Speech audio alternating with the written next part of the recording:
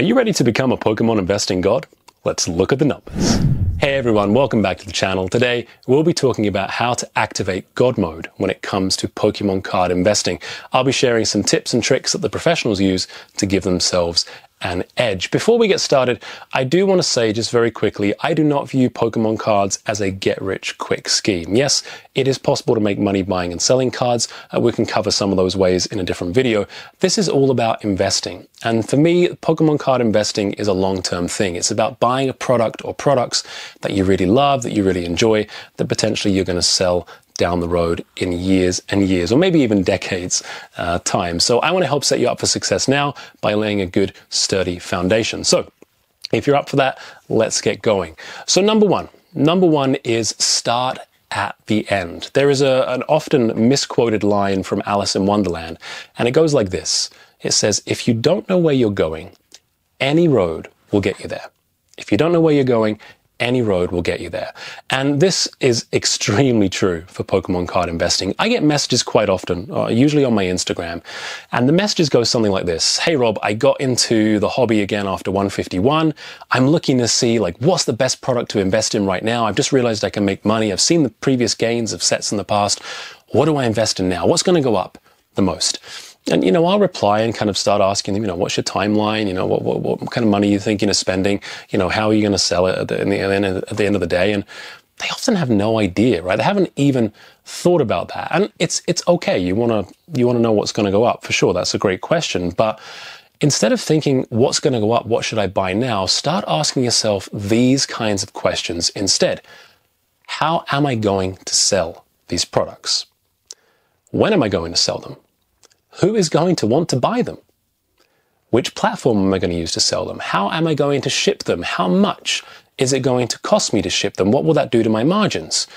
Why would somebody choose to buy from me rather than somebody else, another seller?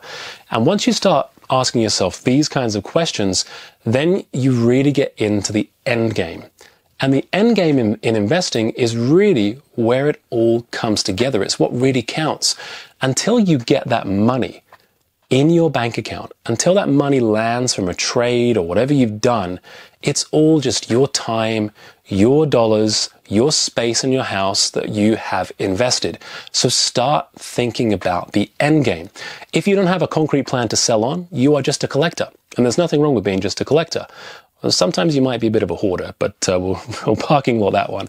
But look, trust me, once you know where you're going, then you'll be able to identify which road is going to get you there in the best possible way. So start at the end and imagine the sale and work backwards from there. Number two, budget and track what you spend. Again, I talk to people who say, oh, I have no idea what I spend on Pokemon cards. I'm just buying it all up, man. I'm just buying it all up. Look, I'm sorry, that doesn't work for me. You should be tracking every single thing you buy for the Pokemon card investing hobby. Whether it's in some kind of app that you use, collector app, TCG app, whatever it is, whether you leave little love heart sticky notes to yourself that tell you what you bought it for, you keep it in a notepad, some kind of Excel sheet, I don't care. You've got to be tracking it, and you need to have a budget. You can be over budget, you can be a little bit under budget, that's okay. But look, this is your business. Businesses that don't track their profit and loss, that have no idea what they're spending, that don't budget for the year or the month or whatever it is, they don't last very long at all. And when it comes to how much you should invest, take your discretionary income, not your main income. So discretionary is after all of your bills, utilities, all that stuff is paid for, like all of your debts are covered, right? And then decide what portion of it you are comfortable spending on Pokemon cards. We've all seen the memes and the reels, and it's really funny to laugh, and they're trying to pay their electricity or use the water energy cards to have a shower. Look, Pokemon cards are not food. They are not an actual utility. Yes, it's a joke, but don't let it become real life. Don't skip meals, don't skip bills because you want to buy Pokemon cards. That is stupid. Please don't do that. Next up, storage. Storage is limited, and storage is a big consideration. You want to think about storage here. Stuff accumulates really quickly, especially when you get into buying Pokemon cards. They take up a lot of space very, very quickly. You want to be targeting the lowest space hogging products. Tins, for example. I have a tin down here. This is one of those it's an old black and white tin that I ripped in the day. So look, I put 5 packs in here, just regular Swish packs. You can see there is a whole lot of dead space in these tins. So you've really got to think, man, like where are you going to put this stuff? Like where is it going to go, and what is going to be the most economical from a space standpoint? And after that, is it secure? Is it a secure space? Like, people like to steal valuable things. That's just what happens. So do you have insurance? And, you know, bear in mind, like, if you leave your Skyridge Charizard in a lunchbox next to the TV stand, and your roommate invites their weird friend over who then steals it, you only have yourself to blame. You got to keep your stuff in a safe, secure environment, okay? And make sure that you have that insurance. Next up is humidity, and you might be thinking, is he seriously talking about humidity? Like, this is supposed to be like, I was expecting flashing lights, so, you know, I'm going to become a god here. Yeah, humidity can just destroy your collection. Absolutely destroy the collection. It could do horrible things to cardboard, and that ruins years and years of work. So make sure you're storing things in a cool, dry place, preferably up high, and if you need to, make sure that you have a dehumidifier. So look, now you have an idea kind of the end game, some budgetary stuff, timeline, you know what you're going to do around kind of storage. What types of products are you going to buy? This is the stuff that you really want to get into. So look, when it comes to Pokemon cards, you've basically got the 3 S's. You've got singles, you've got slabs, and you've got sealed. Singles are going to be your lowest entry point. Slabs, generally, they have higher returns than the raw cards because they've got the graded element to them, but not always. And sealed. Sealed is the best long term. Hands down, sealed is the best thing to be investing in. I am a sealed investor. I collect sealed products, and I collect slabs, and I do the occasional master set. So like Elite Trainer boxes, I collect those because I like the way a lot of them look. But look, everything I have for investing is sealed product. It's sealed product. And it looks kind of like that. Kind of like the box that's behind me. That's a booster box. And that's kind of how it looks. I strongly recommend investing in sealed product. Booster boxes from main expansions are the #1 way to go. They are tried and tested. They are proven over the years. If booster boxes are a bit of a stretch, or if you're working with a lower budget, but you still want to get into the action, blister packs, the 1 and 3 pack blisters, they do well over time. Just make sure you've got to obviously sell them on, and that cuts into your margins. For holiday sets, things like Pokemon Center ETBs, regular ETBs are probably the best shout. But again, comes back to the storage space. You want to be choosing things that people buy often. This may seem like a very simple thing, but it often gets overlooked. People that like to buy, the tins, for example, right? Check eBay's last sold, check TCG Player last sold. If there's no listings on TCG Player, that's not a product that moves very fast, right? If there's no chart data, no one's bought that for a while. So, you want things that you can sell relatively easily when the time comes. And random tins and boxes, Pokeball, stuff like that, they don't tend to move very, very quickly. Next up is entry point. You want to get to the right entry point. There is kind of a formula for when a new set releases, and I'm talking about sealed product here, but it kind of applies to singles too. It's like 3 to 6 months, things kind of bottom out, and that's kind of the best time to buy. But really, it doesn't matter what the timing is as long as you get it at the right price. Like if you've got a hookup and you can get it for $90 at release, great. Like a booster box, $90 is your target entry point, US, right? So, be patient, scoop stuff up, look for deals where you can, and try and find that right entry point. The next point is pick winners, and you might be rolling your eyes and be like, yeah, of course, we want to pick winners every time. It's easier said than done. And some sets surprise us, right? It's like, oh man, I had no idea that set was really going to go on a tear quite like that. But look, you kind of know some of the telltale signs of when a set is going to be good. And maybe you're the kind of person that buys a booster box with every set, maybe buy a booster box in an ETB or whatever. Look to go heavier on those really good sets. And you know when there's an Evolving Skies that comes out, or like a Lost Origin or something like that, you know when it's going to be a really good set, like a V-Star Universe. Look, if something does really well at release, it's going to do well later. Okay, if something's popular new, it's going to be popular when it's sold too. Single values do matter. I've seen a few comments on this. People saying, you can't really tie value to singles to seal product, like it doesn't work that way. I'm sorry, it does. Otherwise, Evolving Skies would be worth the same as Battle Styles. Over time, products do tick up because people open things that are popular as well. So everything kind of ticks up, but some products tick up a lot more than others, and it's because mostly there are more valuable cards inside those sets that people want to get. So, Evolving Skies has got, 20 cards over $30 and 3 over 200 or whatever it is. Like, that's going to do better than Battle Styles, I'm sorry, in the long term. And don't worry about print runs, just on this kind of pick winner thing. Yeah, print runs are important. There is a valid concern around the sheer volume that's being printed in sets. But as I said, people open stuff they like. Supply eventually dwindles, and the paper hands give way to the diamond hands. Next up, be a model student. Be a model student. You know, I work on this a lot, and I still make silly mistakes. I don't consider myself to be a Pokemon investing god, and far from it. I'm learning just like you guys. So look, learn the market, look at pricing, look at trends, you know, pay attention to products, you know, listen to a variety of voices, and you'll get better at it as well. You should also learn to negotiate. This is a very important point. Learn to negotiate. I'm going to put a book up here, Never Split the Difference by Chris Voss. He was an FBI negotiator for hostage situations. It's an intense book, but look, if you haven't learned how to negotiate, you're missing out on gains, you're missing out on deals, you're missing out on the ability to really maximize yourself in the hobby. And negotiation works in all walks of life, not just Pokemon card investing. So get good at negotiating. Next up, no man is an island. No man is an island. These days, it is extremely easy to isolate yourself. You can order something on your phone and then it's there, like, you know, a few days later. You don't have to talk to anybody. It's super duper easy. No problems.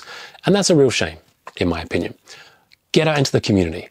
Make friends, make connections. Go to, you know, if you got a local card store that does this stuff, you know, tournaments, trade nights, any kind of events that they run. Your local card stores take care of repeat customers, first of all, but that's not the main reason. You should get out there and meet like-minded people. If you don't have access to something in person or an in-person event, join Facebook groups, join a Discord server, join subreddits, whatever it is. There are so many just wonderful, like-minded people out there, like talented, creative people that want to share their knowledge, that want to help you, that you can help. You know, you can exchange information about deals, there's trades. Like, you know, I talked about the end game, right? It really is about the journey, though. And more than that, it's about the friends that you meet along the way. Like, seriously, it's not just a corny thing I'm saying. And on the subject of getting out there, the best deals, the absolute best deals happen at card shows. If you can get to card shows, particularly a bigger card show event, the last day, the last few hours, that's when things really get going. I mean, look, dudes rock up, they got to pay to be at the show, they want to do volume, they want to sell. So, you know, if you've already learned how to negotiate, you come in at the right time, you know, it's just an absolute playground for you. So definitely attend card shows. Get out into the community because it's a really great place. Guys, if you like this content, please subscribe to my channel. Please let me know what you thought of it in the comments. So we're running down on the final few now. So the next one is don't overpay, right? I see this all the time at big box stores. Unless it's an absolutely killer deal, they are not the way to go. They're the places you'll find the random tins and junk and boxes that, quite frankly, take up a ton of space in your cupboard and in your house. So you have all kinds of wonderful technology at your fingertip. I honestly cringe when I see people being like, hey, what's the price on this in a forum? Like, is this a good deal? Like, seriously, dude, like, there's TCG Player right there. Like, have a look. There's price charting. There's so many other resources down from that, right? Like, you know, educate yourself and make sure that you're not overpaying for a product. It's, in this day and age, there is no excuse for it. Don't forget about Japanese either. They show great increases, especially in the modern era. And the market is just, it's growing for Japanese. So please make sure that you don't forget about Japanese. Next up, diamond ears. Okay, we've all heard about diamond hands. And by the way, diamond hands, I mean, look, if you have hands made of diamonds, what are you investing in the first place? Like, just, you know, cut a finger off. I'm assuming you don't have any feeling in your finger because it's made of diamonds, and you're pretty much set. And where do the hands stop? I mean, are they kind of like wrist level? Do they go up? So, like, seriously though, look, diamond ears. The main threat to a sealed investor, is the voices, especially after you've had something to drink and they whisper to you, they say, you want to open me, man. I got an Umbreon in here. There's a Charizard in here. You know, this is what you want. Open me up and I'll take you to the promised land. Those voices are lying to you. Do not open your product. Have diamond ears and ignore those voices.